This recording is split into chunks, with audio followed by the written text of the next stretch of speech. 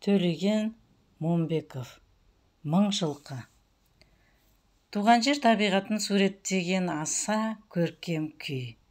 Халыққа кең тараған осы күй Төлеген шығармаларының ішіндегі жаңа заманның ырғағына ең бір бейімді күй болып туды. Кезінде оркестр ансамбль ұжымдарында көп орындалған еді. Күйдің шығуы туралы профессор Біләл Ысқақов былай деп жазады.